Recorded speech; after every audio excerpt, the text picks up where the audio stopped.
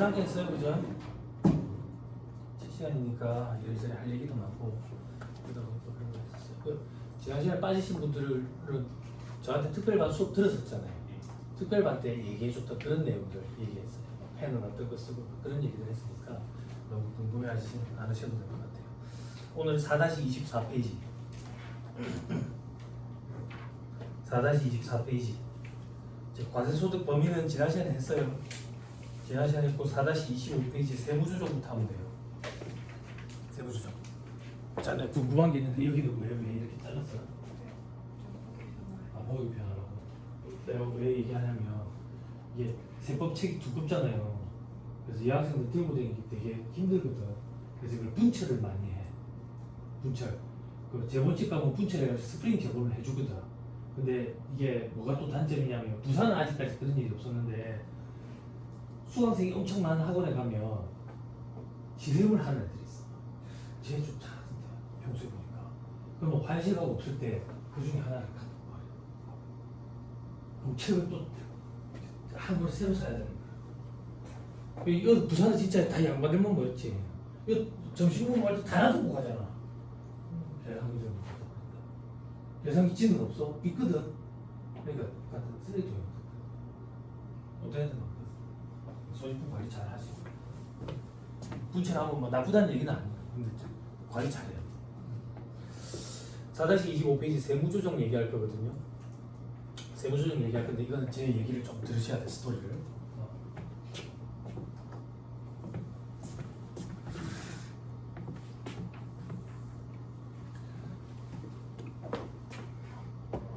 자, 이제 회계가 어느 정도 공부가 됐으니까 이런 얘기를 해보자 그 얘기요. 자, 우리 회계에서 손익계산서는 수익과 비용으로 이루어진다고. 수익과 비용으로 손익계산서가 이루어진다는 것도 공부한 지 아직 얼마 안 됐기 때문에 무슨 말인지 몰라. 손익계산서 어떻게 이루어집니까? 그러면 제일 처음에 사람들 다 매출 얘기한다고. 그지? 난 매출원가. 그지? 매출 총이익, 판관비, 영업손익, 영업의 수익, 영업의 비용 이라잖아. 그럼 봐봐. 매출액은 수익이거든. 우리나라에서 번역을 하니까 매출액이라고 번역을 해서 그렇지 국제회계 기준으로 레버뉴라고 돼 있다고 그냥. 그 매출액 수익이야. 매출원가 비용이거든. 판관비 비용이거든. 영업의 수익 수익이거든. 영업의 비용 비용이거든. 회계 손익계산서는 수익과 비용으로 구성이 된다. 그래서 수익에서 비용을 차감한 걸 손익 이렇게 얘기하지. 근데 강의하기 편하게 그냥 지금 한 방향으로만 얘기하죠. 플러스로만 얘기합시다. 그럼 이익이 났네. 이익이. 응? 그런데 우리는 지금 세법을 하고 있으니까 소득이라는 표현을 좀 써보죠. 소득이라는 표현. 그럼 이 소득은 회계상 소득이 될 거야. 회계상 소득. 그래서 저걸 가지고 우리는 단기순이익 이런 표현을 쓰지. 물론 법인세 비용도 차감해야 되지만 법인세 비용은 아직 공부 안 했을 거니까. 그죠? 우리가 지금 공부하고자 하는 건 뭔데? 법인세거든. 법인세는 뭐에 대해서 과세를 할 건데? 법인이 1년 동안 벌어들인 소득. 물론 법인세가 우리 지난 시간에 4가지가 있겠지만 그 중에서 우리는 각 사업연수 소득에 대한 법인세를 중점적으로 공부한댔다고. 그때 각 사업연수 소득에 대한 법인세는 법인이 1년 동안 벌어들인 소득에 대해서 과세하는 거라 했지. 그지? 그때 과세연도 과세 기간은 어떻게 됐는데? 물론 1순위, 2순위, 3순위가 있지만 그냥 1월 1일부터 12월 31일까지를 보고 우리는 지금 강의를 진행하고 있다고. 정해진 건 아니지만. 그지? 그 세법상 소득을 뽑아내야 되는 거야.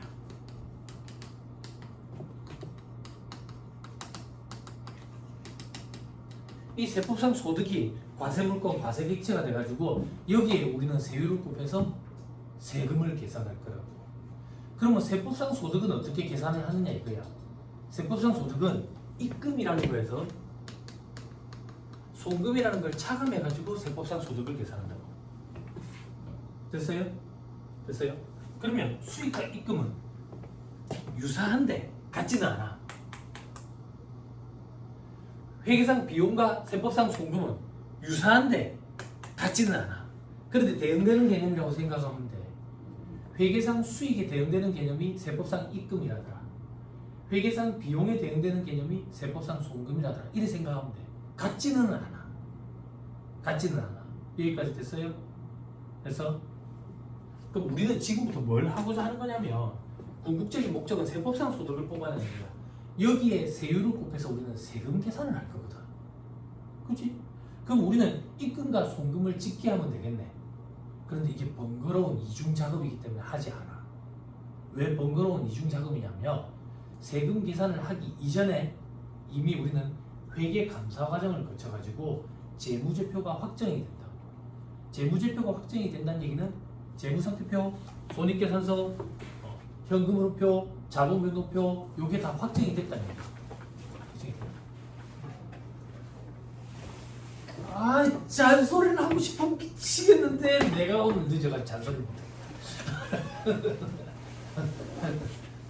죄송해요. 잔소리 해야 되는데 그죠? 다음 시간에 꼭지가 안 하고 와가지고 잔소리 할게요. 네? 그죠? 아, 그리고 너무 속상해 안 하셔도 돼요. 물론 제가 주차하느라고 늦었지만 뒤로 조금 더 붙일 거니까. 네. 아무튼 간에 우리는 회계 감사 과정을 거쳐가지고 재무제표가 확정이 돼 있다고.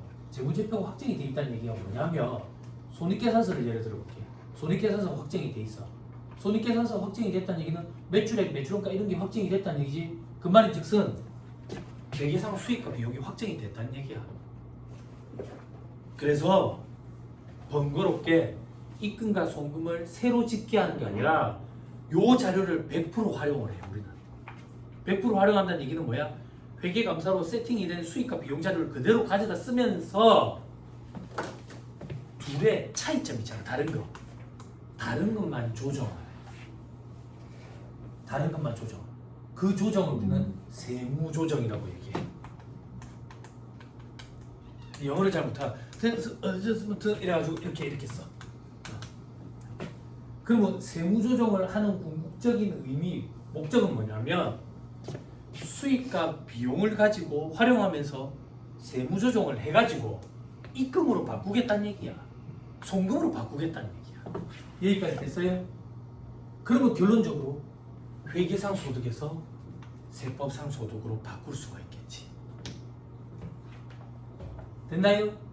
다시 한번. 우리는 세법상 소득을 뽑아내는 게 목적이다. 왜? 저기 세율 곱해가지고 세금 계산해야 되거든. 그럼 세법상 소득은 어떻게 계산해야 되는데? 입금에서 송금을 차감해서 계산해야 된대. 근데 입금과 송금은 우리가 별도로 다시 찍게 하려니까 너무 귀찮고 반복되는 작업인 거야. 중복되는 작업이고.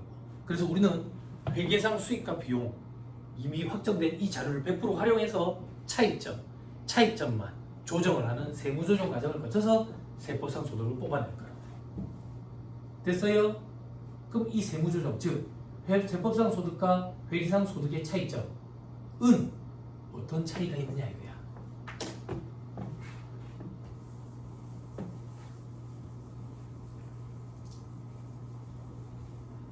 어제 잠 못 잤지? 밤늦게 잤지? 내일 세법 수업 있다는 건 잠이 안 오는데 설레서 아니 가기 싫거든. 가기 싫거든.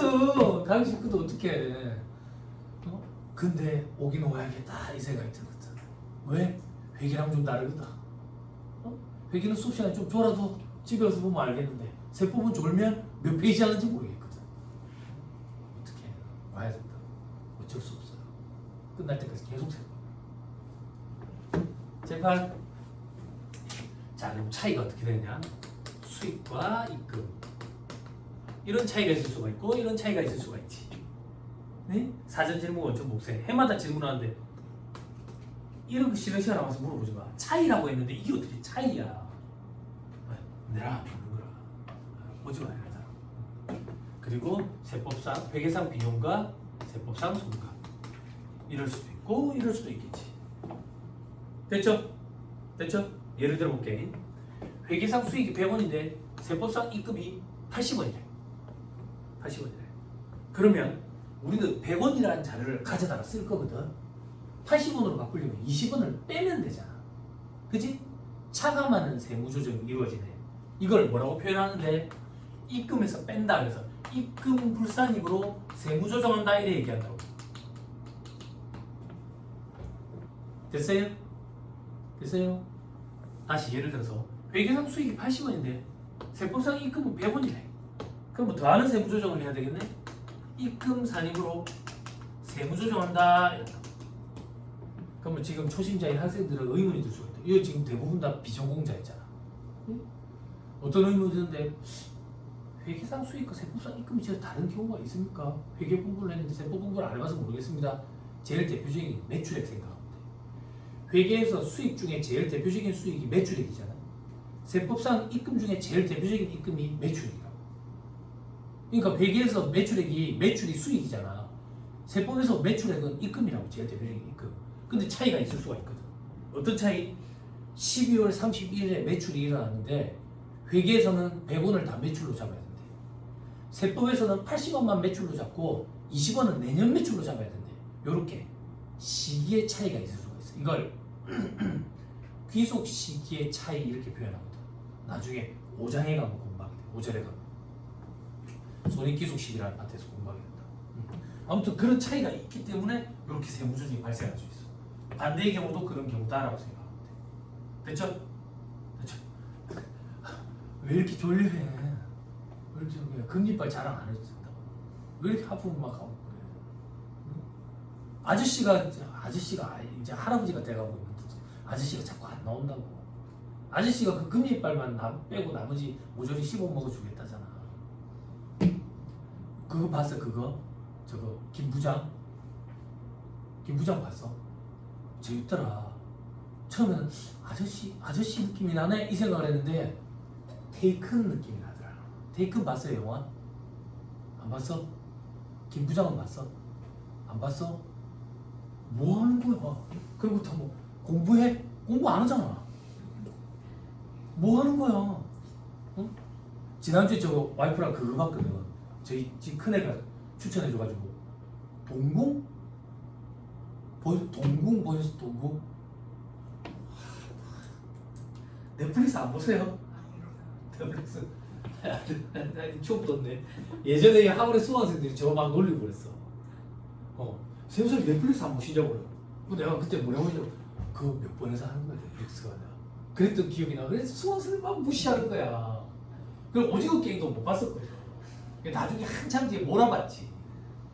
그랬는데 저희 애가 추천해 주더라고. 이번에 연휴 때 뭐 어디 갈 때도 집에 동물이 많아가지고 어디 볼까. 김부장 보라더라고. 저희 집 애가. 밥을 못 먹겠던데. 재밌어가지고. 다음화 계속 눌러야 돼. 요거 다 먹고 나서 저희 집에 한테 물어봤지.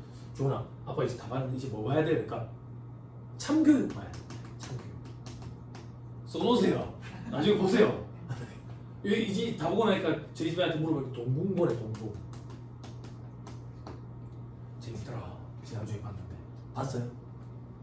재밌더라. 진짜 재밌더라. 남자 주연 배우가 잘생겼는데 어디서 많이 보내더라고. 가보니까 그 시인분의 정신이더라고. 아니더라고. 남주혁이대. 시인분의 정신이랑 너무 똑같이 닮았더라. 나중에 한번 봐도 재밌더라. 이거는 넷플릭스 자체 제작이라대. 원래 웹툰이 아니고. 재밌더라. 콘스탄틴 영화 보셨어요? 콘스탄틴 키아누 리브스. 그 느낌 확 나. 재밌더라. 이제 뭐 봐야 될지 모르겠어. 이제는 뭐 유튜브에 또 먹는 젤리 방송 이런 걸 봐야 되지. 자, 다시 돌아올게요. 보세요. 자면 안 돼. 눈 뜨고 자면 안 돼. 자, 회계상 비용이 세법상 송금보다 많다더라. 예를 들게 회계에서는 비용을 100원을 잡았는데 세법상 인정되는 송금은 80원밖에 인정이 안 된대. 그러면 송금에서 빼야 되겠네. 송금 불산이 돼야 되겠네. 그치? 근데 부호를 잘 생각해야 돼. 비용과 송금은 소득을 줄이는 거지. 줄이는 걸 줄였네. 그러면 소득은 늘어나겠지. 빼기에 빼기를 하면 더하기 되잖아. 그런 것처럼. 그래서 더하는 세무조정이야 이거는. 됐죠? 자, 마지막 세법상 비용이 회계상 비용이 세법상 송금보다 작네. 예를 들어서 회계상 비용이 80원, 세법상 송금으로 인정되는 건 100원이래. 그러면 송금 잔입으로 세무조정해야 되겠네. 그치? 그리고 과세소득을 줄이니까 빼는 세무조정. 여기까지 됐어요? 됐네. 더하는 세무조정 2개, 빼는 세무조정 2개. 이렇게 두 개를 하고 나면 결국 우리는 회계상 소득에서 세법상 소득으로 돌아가게 되네. 됐어요? 됐어요? 안 됐어요? 손가락 잠깐만 끼고 4-21페이지 한번 펴보세요.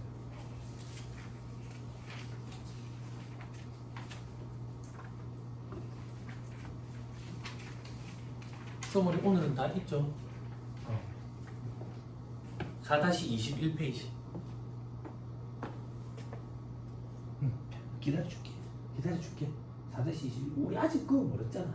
아직 멀었잖아. 그런 페이지는 나중에 가면 이제 울면서 공부하게 된다. 4-21페이지. 잘 지냈습니까? 예.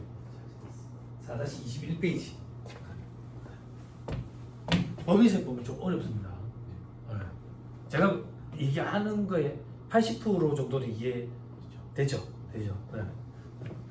4-21페이지 보면 법인세 과세 표준 및 세액 조정 계산서에다 양식 있죠? 그죠? 양식 왼쪽을 잘 따라봐. 동그라미 1번 찾아봐. 동그라미 1번. 각 사무도 소득 계산이 돼 있지, 세로로. 그 옆에 동그라미 101번. 결산상 당기순이익. 102번. 입금산입. 103번. 송금산입. 107번. 각 사무 소득금액. 여기까지 봤어요? 눈으로 확인했어요? 자, 칠판. 법인세 계산구조 쓸 거야. 법인세 계산구조는 이렇게 돼. 결산상 당기순이익에서 시작해. 넷 인컴에서 당기순이익 이렇게 쓴다. 결산상 당기순이익에서 시작해서 입금산입, 송금부산입. 더하는 세무조정 2개, 송금산입, 입금부산입. 차감하는 세무조정 2개. 이렇게 하고 나면 엄밀히 얘기하면 차감하면 소득금액이라는 게 나와. 여기서 기부금 한도 초과에 기부금 한도 초과 2월액 송금산입 차감하고 나면 각사는 소득금액 나와. 근데 이거 지금 신경 쓰지 마. 이거 어려워. 기부금 파트에서 공부할까요? 자, 지금 이게 없다라고 가정을 할게. 그러면 우리 방금 뭐 공부했는데? 더하는 세무조정 2개, 빼는 세무조정 2개 공부했다고. 그지? 더하는 세무조정 2개는 구분의 실익이었기 때문에 붙여서 표현해. 그래서 입금산입, 송금부산입. 송금산입, 입금부산입 이렇게. 방금 더하는 세무조정 2개, 빼는 세무조정 2개를 한대. 더하는 세무조정 2개, 빼는 세무조정 2개 있네. 이걸 하면 어떻게 된다 했는데? 회계상 소득에서 세법상 소득으로 바뀐다 했지. 그럼 결론적으로 결산상 당기순이익은 회계상 소득이네. 그치? 그리고 각 사업연도 소득 금액이 세법상 소득이 되는 거야. 그래서 세법상 소득이 각 사업연도 소득 금액이 마이너스라는 걸 우리는 세법상 결손금이라고 얘기합니다. 여기까지 됐어요? 7번. 자, 결산상 당기순이익이 마이너스래. 그러면 각 사업연도 소득 금액도 마이너스겠지, 그지? 모를 일이지. 안 그래? 더하고 빼고 하는 게 있는데, 그지? 자, 반대로 결산상 당기순이익이 플러스래. 그럼 얘도 플러스겠지, 그지? 모를 일이지. 더하고 빼고 하는 게 있는데. 그래서 얘랑 관계없어. 얘는 회계상 소득, 얘는 세법상 소득. 됐어요? 그래서 실질적으로 현업에서 일을 하면 여기까지 계산하는 게 회계사들 업무 영역이야. 여기 계산하는 게 세무사들 업무 영역이야. 요것만 놓고 봤을 때. 됐어요? 그래, 업역이 좀 나뉘어. 시험 과목이 겹치니까 업역도 좀 겹치겠지라고 생각하는 사람들이 많아. 근데 생각보다 그렇게 겹치지 않아. 됐어요? 됐죠? 요게 세무조정이다 그 얘기야. 됐죠? 됐어요. 자, 조금만 더 할게요. 제가 방금 세무조정을 여러분들에게 강의할 때 용어를 조금 생략했어요. 어떤 용어를 생략했냐면, 원래 풀로 얘기하면 입금부산이 신고조정으로 세무조정한다 이래 얘기해요. 입금부산이 신고조정으로 세무조정한다 이래 얘기해요. 송금부산이 신고조정으로 세무조정한다 이래 얘기해야 돼. 송금부산이 신고조정으로 세무조정한다 이래 얘기해야 된다. 원래 이게 풀네임이에요. 그런데 결산조정이라는 것도 또 있어.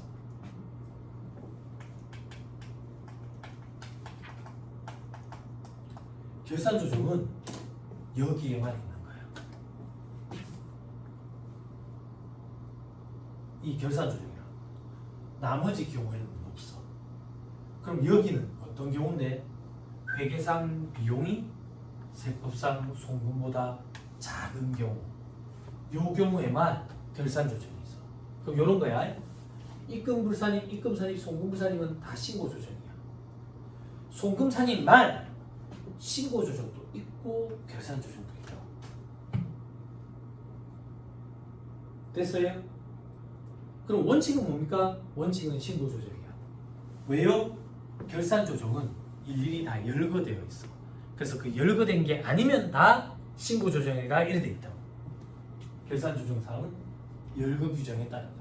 우리 지난 시간에 열거 주의와 규칙, 예시 규정에 대해서 설명을 해줬었다. 기억나죠? 그죠? 그럼 결산 조정은 다 어떤 것들인데 여러분들이 좋아하는 건 전부 다 결산 조정이에요. 우리가 좋아하는 게 뭐길래요? 공부해본 적도 없는데 앞으로 좋아하게 될 것들, 응? 눈물을 흘리면서 좋아하게 될 것들, 다 결산 조정. 결산 조정이 어렵다 그 얘기야. 됐어요? 됐죠? 그럼 결산 조정 사항의 의미는 뭐냐 이거야. 의미는 예를 듭니다. 회사가 비용을 100원을 잡았어요. 비용을 100원을 잡았다는 얘기는 손익계산서에 비용 계정, 어떤 계정을 썼는지 모르겠지만 80원을 비용으로 잡아놨다 그 얘기예요. 그런데 세법상 인정되는 경비에 해당하는 송금은 100원까지 인정이 된대. 만약에 이 항목이 신고조정 항목이었으면 20원을 송금산입해야 되는 거야. 이렇게 여기까지 됐어요? 그런데 만약에 이 항목이 결산조정 사항이었으면 어떻게 되느냐 이거야. 세무조정이 없어요. 세무조정이 없다는 얘기는 뭔데? 아무것도 안 해요. 아무것도 안 한다는 얘기는 뭔데? 재판 신고조정을 해서 송금산입 20원이라는 세무조정을 하면 결론적으로 올해 세법상으로 인정되는 송금은 80원이라는 거야. 그지? 100원이라는 얘기야. 그지? 왜? 회사가 비용으로 80원을 잡아놨는데 세법상으로 송금에 20원을 더 넣으라는 얘기잖아. 그래서 송금으로 인정되는 건 100원이라는 얘기야. 됐어요?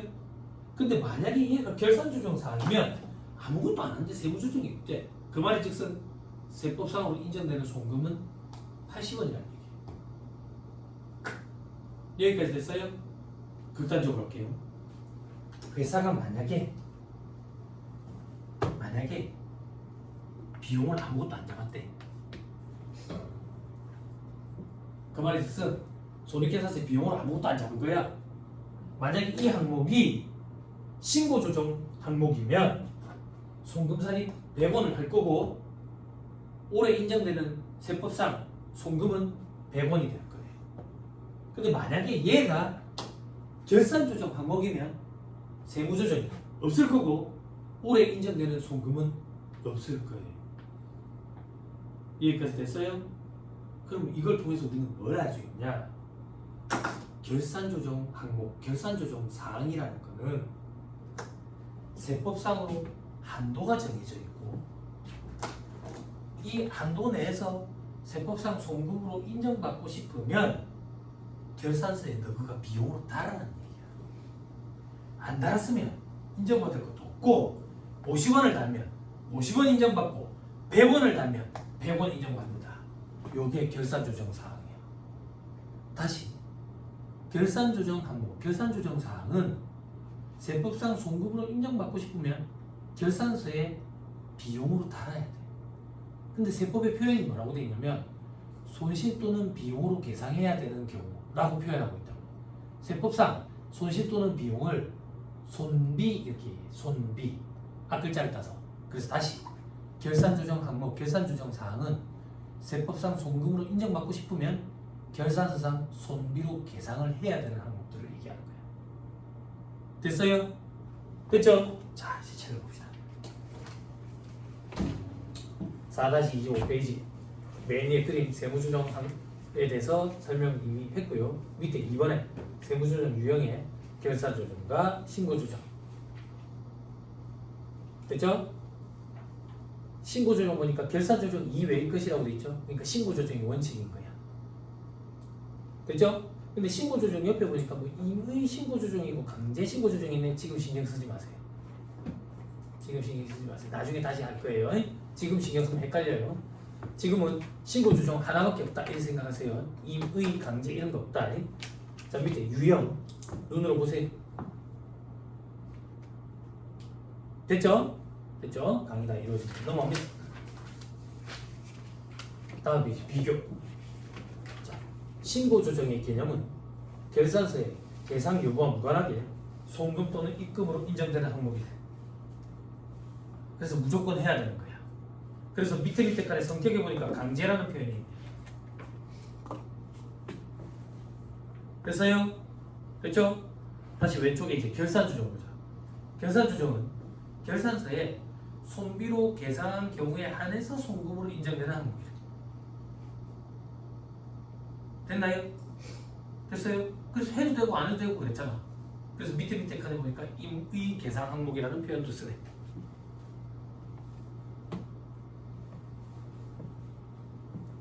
됐나요? 7번 조금만 더.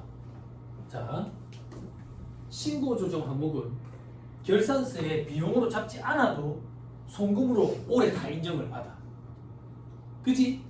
그런데 결산조정 항목은 올해 계산 안 하면 올해 인정 안 받는 거야. 내년에 계산하면 내년에 인정받고. 됐어요?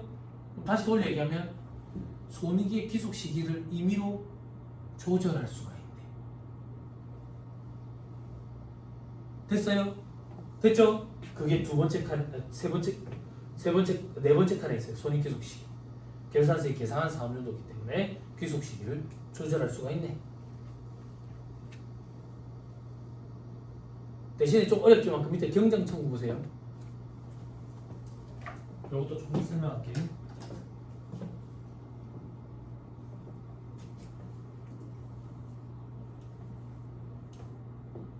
칠판 자 보세요. 오늘 8월이죠 지금. 아직 8월이죠. 자, 우리 밑에 반에서 부가세 공부했죠. 일기 부가세 신고 납부는 7월 25일까지죠. 그죠? 신고를 안 했대. 안 했어. 그럼 우리는 무신고 상태야. 이걸 나중에 바로 잡아. 기한 후 신고 이렇게 얘기하죠. 그죠? 7월 25일에 신고를 하긴 했는데 엉터리로 했어. 어떻게 했는데 납부세액이 100원인데 80원만 신고 납부한 거야. 과소 신고 이렇게 얘기해요. 밑에 반에 했어요. 가산세 할 때. 요걸 지금 바로 잡을 거예요. 바로 잡는 걸 수정 신고 이렇게 얘기하죠. 그죠? 신고를 하기는 했는데 잘못했대. 100원을 신고 납부했는데 120원을 신고 납부한 거야. 더 많이 했네. 그지? 초과 환급 신고 이렇게 얘기해요. 이걸 바로잡는 것도 수정 신고 이렇게 얘기해요. 마지막 하나, 신고를 했는데 잘못했어. 120원으로 신고를 납부를 했어. 근데 원래 세금은 100원이래. 100원이래. 더 많이 냈지. 그지? 요걸 바로잡는 건 경정청구라고 그래. 즉 수정신고와 경정청구는 잘못된 걸 바로잡는 건데, 바로잡을 때 세금을 더 내게 되는 건 수정신고, 돌려받는 건 경정청구. 됐어요? 그리고 경정이라는 게 있고 결정이라는 게 있어. 경정과 결정은 뭐냐면, 경정은 내가 세금 신고를 했는데 잘못한 거야. 그걸 세무서에서 바로 잡아줘. 그걸 경정이라고 해. 내가 세금 신고를 안 했어. 세무서에서 계산을 해. 결정이라고 해. 제가 이걸 왜 보여주냐면,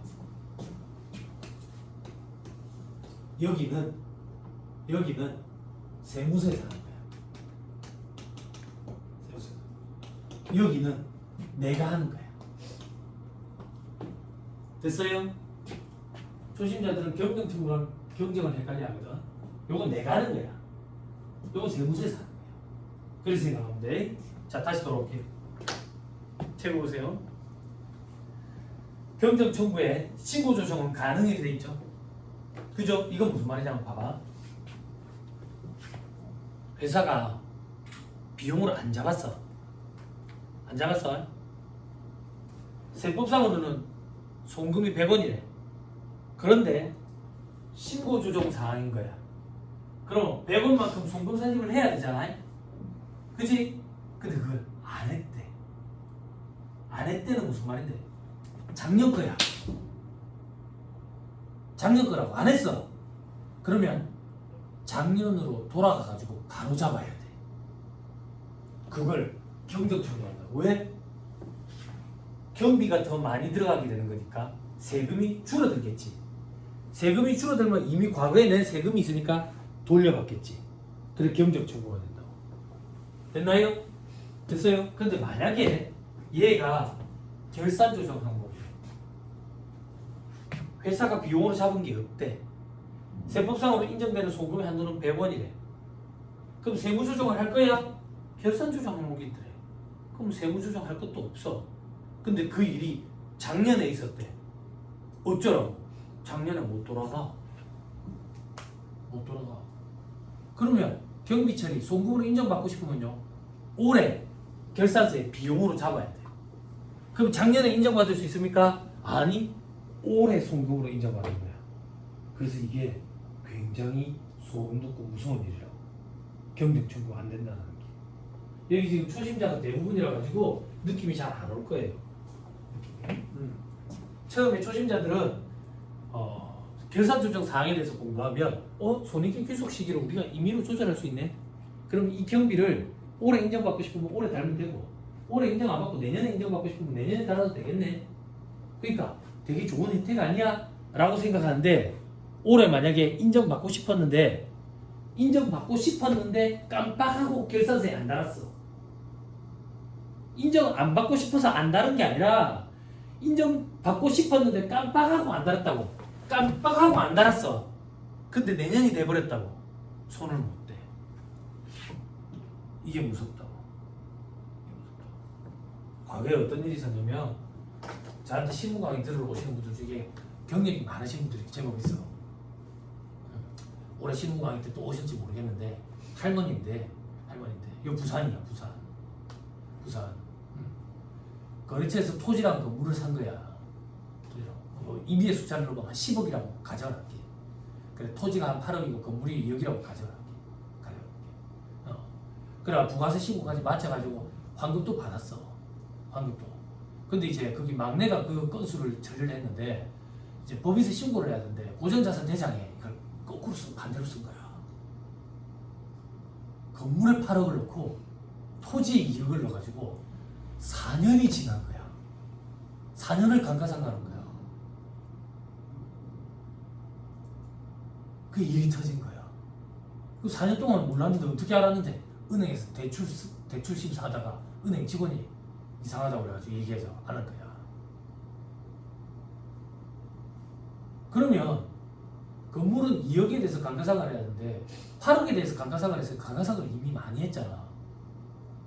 돌아가서 이걸 어떻게 지금 바로 잡을 수 있는 방법이 없다. 손익의 기속 시기를 임의로 조절할 수 있다. 혜택인 것 같지만 돌아갈 수가 없어요. 돌아갈 수. 이게 계산조정상은 조심해야 돼. 아직 100% 느낌이 안 올 거야, 이게 무슨 말인지. 근데 경력이 많은 언니들은 이런 얘기를 하면 점심때 밥맛이 탁 들었다고. 내일도 아닌데 내일 같아가지고 겁이 나가지고. 이 주의해야 돼, 계산조정상. 자, 돌아올게. 시간이 지나면 무슨 말인지 이해된다. 자, 위로 다시 올라가서 두 번째 칸에 이제 대상. 주로 결산조정 사항은 내부적인 계산 항목들이 많아. 제일 대표적인 게 감가상각비, 충당금 이런 것들.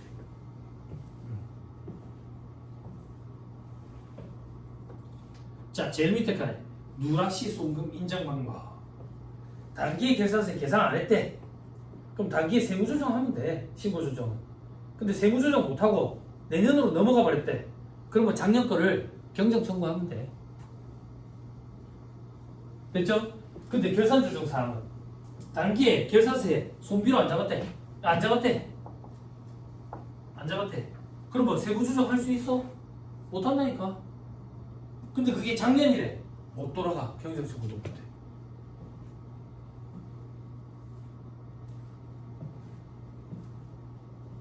됐어요? 됐죠? 오케이, 됐습니다. 그 정도 보시면 되고 밑에 있는 사례 보지 마세요. 대손파트 공부해야 이해할 수 있는 사례예요. 다시 돌아와서 볼 거예요. 자, 넘어갑니다. 걸어서 한번 이제 결산 조정 사항이 어떤 것들이 있는지 보자. 그죠? 강희태 회계사님이 예전에는 이 결산 조정 사항 옆에 괄호해가지고 뭐라고 써놓으셨냐면 이제는 없는데 초심자는 그냥 넘어갈 것 이렇게 써놓으셨거든. 이제 뭐 그런 표현도 안 쓰시네. 그죠? 예, 그 정도로 어렵다 그 얘기예요. 충당금, 대손충당금, 퇴직급여 충당금, 퇴직연금 충당금은 또 강제신고 조정 사항이라고 구상채권상환 충당금, 일시상환 충당금, 압축기장 충당금 밑에 노트법상 준비금, 법인세법상 준비금 밑에 보니까 감가상각비 이런 거 있고 다음 페이지 대손금 있고 자산의 평가 손실 등이 돼 있죠. 다시 돌아오세요. 자, 스트레스 받지 마세요. 암기하려고 애를 쓸 필요도 없어요. 충당금이 대손충당금 저 뒤에 가면 제가 대손충당금만 3시간 동안 강의해요. 퇴직급여 충당금 3시간 동안 강의할 거예요. 부산채권상환 충당금, 일시상환 충당금 40분 동안 강의할 거예요. 그게 무슨 말인데 지금 하는 게 아니니까 스트레스 받지 마라 그 얘기예요. 지금 할 수도 없고 지금 여러분들이 이걸 받아들이기도 힘들다. 그죠? 준비금, 감가상각비 항목 많죠? 그죠? 감가상각비는 4시간 이상 강의합니다. 네, 그죠? 넘어갑니다. 대손금, 자산의 평가 손실도 나중에 합니다. 스트레스 받을 필요 없다. 순차적으로 다 하게 된다. 그죠? 자, 저 밑에 바로 4번. 신고조정사항. 신고조정사항은 결산조정사항 이외의 거는 다 신고조정사항이다. 됐나요? 밑에 보니까 반가르는 임의 신고조정사항 돼 있죠? 지금은 무시하세요. 지금은 무시하시고 다음 페이지 맨 밑에 반가르 이건 강제 신고조정사항 요거만 신경 쓰세요. 어떻게 신경 쓰는데 신고조정사항은 다 강제구나. 지금은 그렇게만 생각하세요. 됐죠? 됐죠? 신고조정사항은 다 강제로 해야 되는 거구나. 이렇게.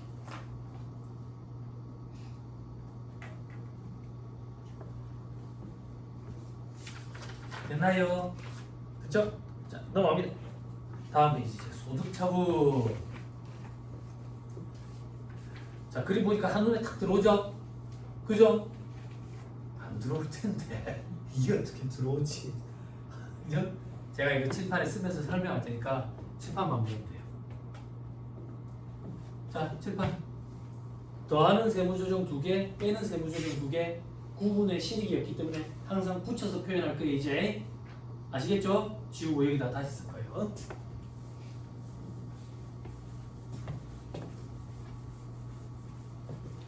요즘 뭐 재밌는 거 없어요?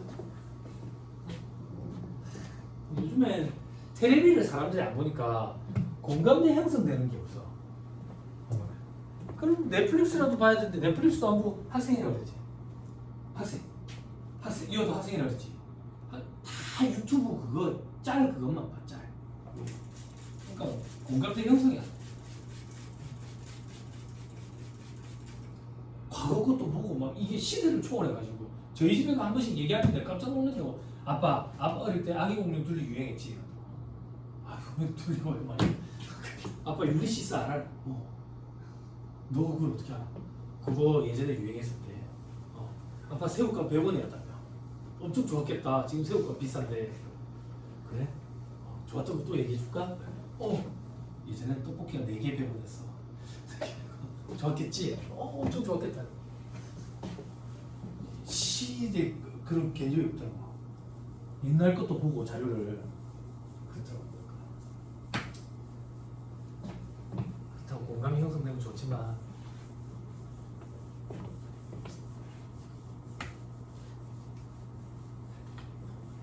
올해 엄청 더웠죠? 그죠? 부산에 보통 30도 넘어가면 사람 죽는다는 소리 나오는데 40도가 넘었죠. 그죠? 오늘 아침 뉴스 기사 보니까 2027년 내년 이 아마 역대로 최고 더운 해가 될 가능성이 높다고 그러대. 내년 얼마 더 더울지 걱정이. 자, 제가 보세요. 자, 세무조정 2개, 입금산입, 소득산입.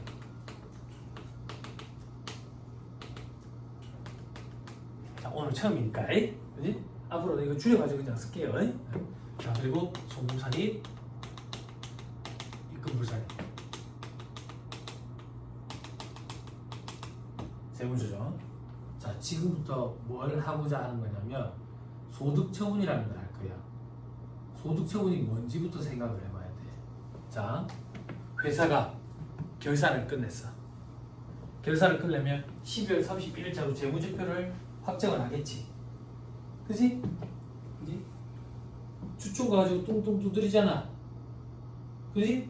배당 주총 이름 무슨 날이야? 배당 기준일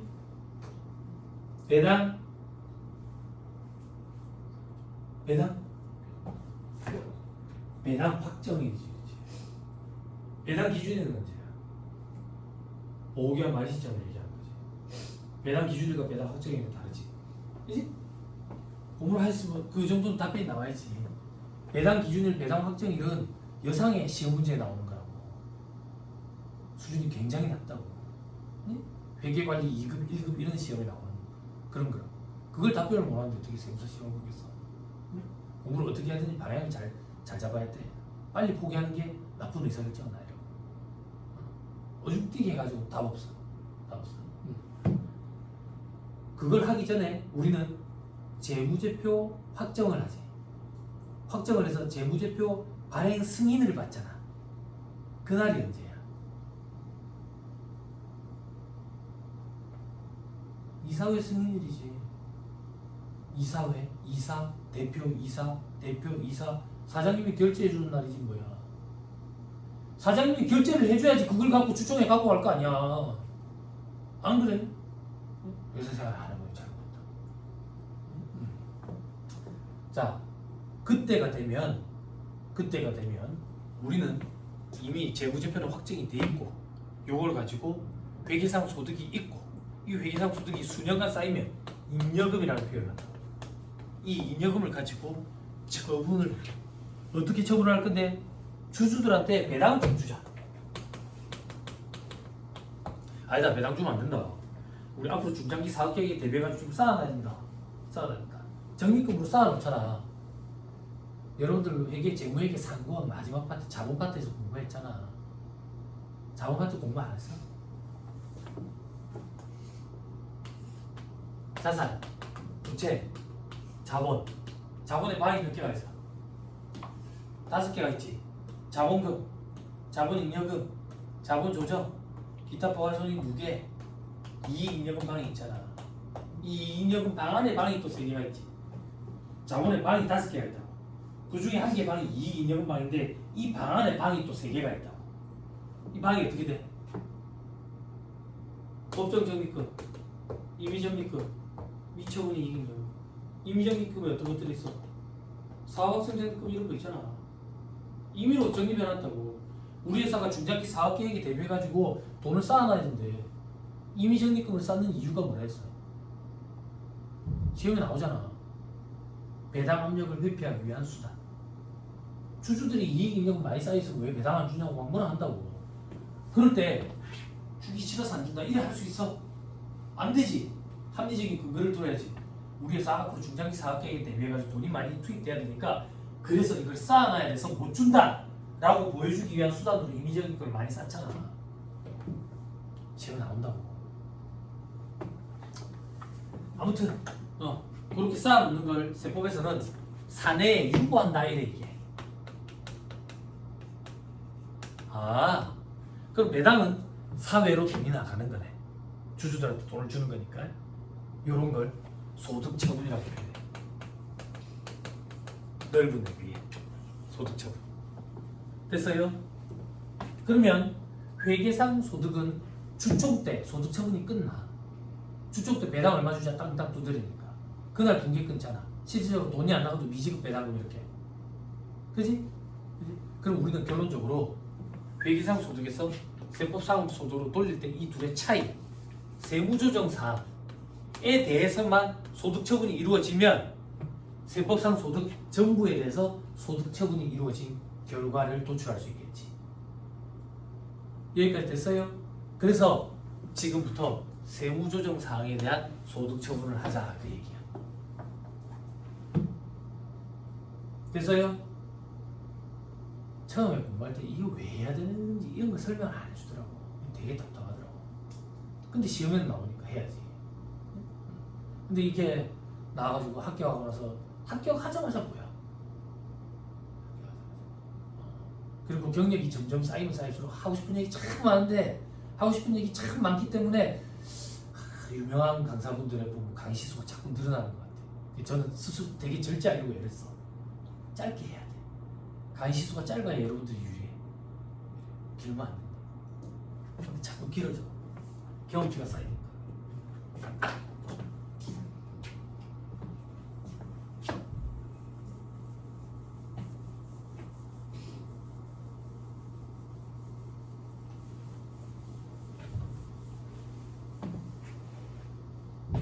자, 합니다. 소득처분. 입금사리, 소금사리 구분이 실익이었기 때문에 같이 묶어서 소득처분을 합니다. 소득처분. 돈이 밖으로 빠져나간 게 있느냐? 사회유출 이렇게 얘기합니다.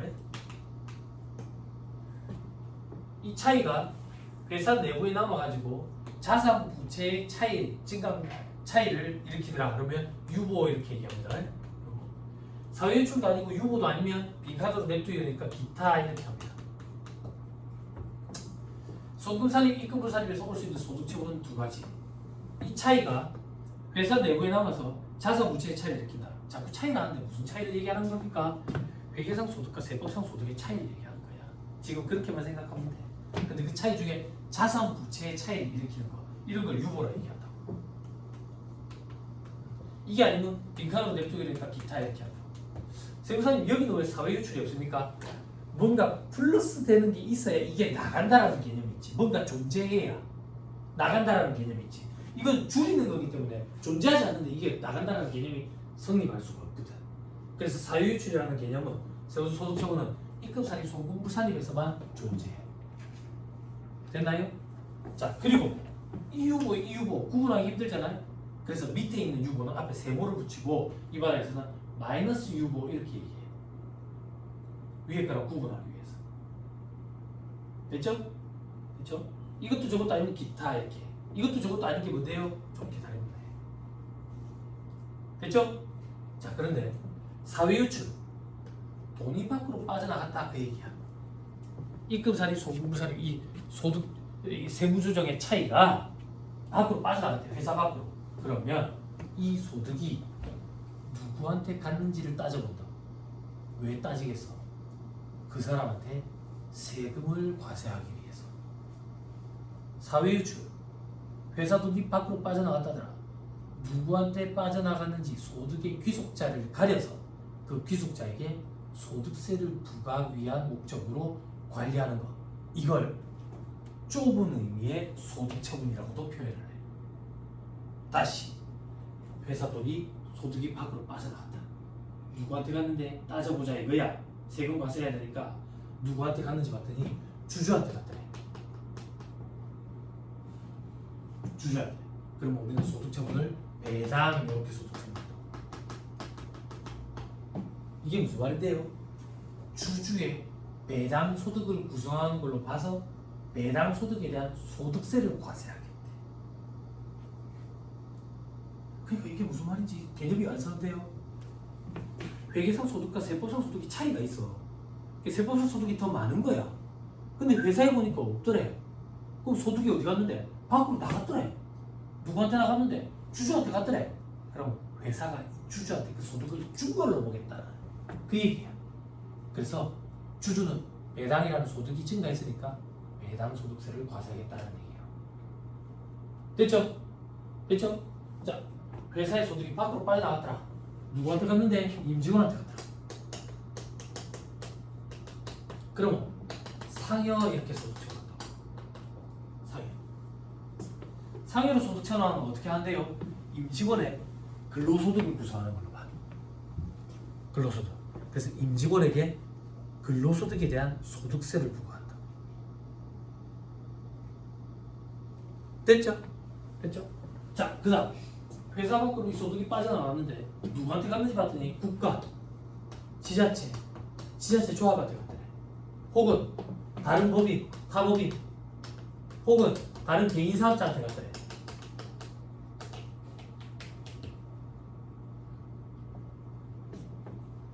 됐어요? 그래서 자, 이런 경우에는 어떻게 하는 거예요? 이런 경우에는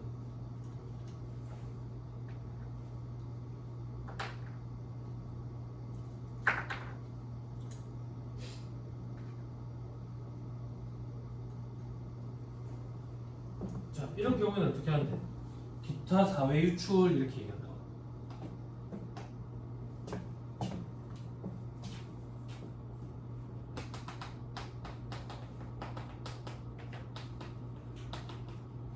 기타 사회 유출은 도대체 무슨 말입니까? 좁은 의미의 소득 처분은 소득의 귀속자를 가려가지고 그 사람한테 소득세를 과세하기 위한 목적으로 관리하는 걸 좁은 의미의 소득 처분이라 했다고. 그때 이 기타 사회 유출은 과세를 안 하겠다는 얘기야. 소득세 과세를. 됐어요? 그러면 사후 관리할 필요가 없는 거야. 소득세 과세할 목적이 없으니까.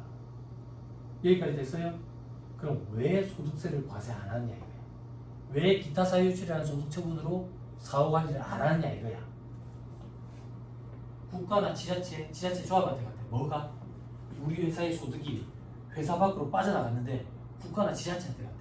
그럼 우리 회사가 국가나 지자체한테 그 소득을 준 것처럼 보겠다며. 그럼 국가나 지자체한테 과세해야 될 거 아니야. 국가나 지자체는 채식안 했지. 비과세법이냐고요.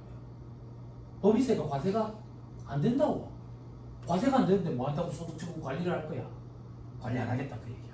관리 안 할 때 기타 사유 유출 이렇게 하겠다. 됐죠? 또 타법인한테 갔대. 다른 회사에 갔대. 그 소득이 첫 시간에 했지. 법인세는 포괄주의 과세 원칙, 순자산 증가세에 입각해 있기 때문에 순자산이 증가하면 무조건 다 과세한다 했잖아. 그러면 별도로 우리가 관리하지 않아도 어차피 순자산이 증가했기 때문에 과세가 될 거거든. 그러면 사후 관리할 필요가 없다고. 소득 처분에 의미가 없는 거야. 그래서 기타 사유 유출하고 만다고. 됐어요? 됐죠? 그 다음 개인 사업자한테 갔대. 개인 사업자한테 가면 나중에 우리 공부할 건데 소득세법 때 공부할 건데 소득세 중에 소득세는 우리 소득 원전설 열거주의 원칙에 입각해 있다 했잖아.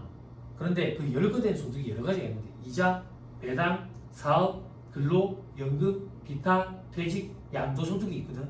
그 중에서 사업소득에 해당하는 거는 법인세법이랑 거의 유사하다라고 생각하면 돼. 법인세랑. 그게 무슨 말인데? 개인 사업자의 사업소득의 구성은 법인세법처럼 포괄주의, 순자산 증가설이 좀 입각해 있더라라고 생각하면 좀 편해. 그럼 다시 돌려 얘기하면 우리 회사의 소득이 빠져나가지고 다른 개인 사업자한테 가면 그 개인 사업자의 사업소득을 구성해서 어차피 과세가 될 거야. 별도로 관리할 필요가 없다고. 그래서 기타 사유출. 지금 자꾸 반복하네. 뭘 반복하는데? 별도로 관리할 필요가 없대.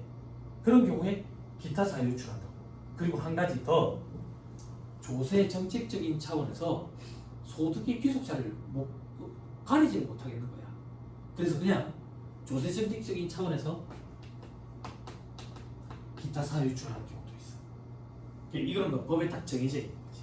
제일 대표적인 예로 기업 업무 추진비, 접대비 한도 초과액은 귀속자 가리기가 사실상 불가능합니다. 그래서 그런 경우에는 그냥 무조건 기타 사유출 처분하고 만다고. 다시 소득 처분의 기타 사유출은 소득의 귀속자를 가리지 않겠다는 얘기야. 즉 사후 관리를 안 하겠다는 얘기라고. 그때 사후 관리를 안 하는 이유는 사후 관리가 불가능한 경우도 있고 조세 정책적인 차원에서 안 하는 경우도 있고 혹은 사후 관리를 안 해도 어차피 과세가 되는 경우도 있고. 됐죠? 됐죠?